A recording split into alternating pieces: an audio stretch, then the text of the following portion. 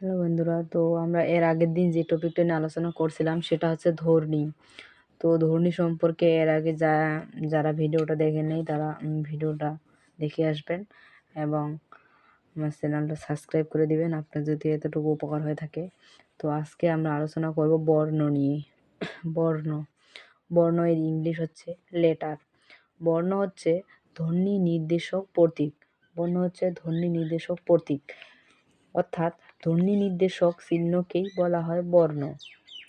ধ্বনির লিখিত প্রতীককে বর্ণ বলে। একটি ধ্বনিতে একটি প্রতীক বা বর্ণ থাকে।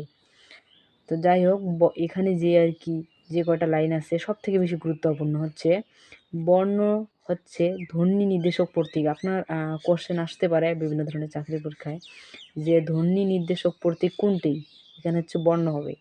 তারপর এভাবে প্রশ্ন আসতে পারে যে ধ্বনি নির্দেশক চিহ্নকে কি বলা হয়? বর্ণ।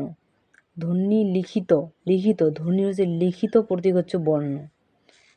সব থেকে বেশি গুরুত্বপূর্ণ কোশ্চেন আসার মতো সম্ভাবনা আছে এটা, যে একটি ধ্বনিতে একটি প্রতীক বা বর্ণ থাকে। এখানে আমি যেগুলো খুব বেশি ইম্পর্টেন্ট এগুলো দাগ বা গোল মার্ক দিয়ে দিছি। আপনার যদি বুঝতে সমস্যা হয় তো এখানে দেখে নিতে পারেন যে একটি ধ্বনিতে একটি প্রতীক বা বর্ণ থাকে।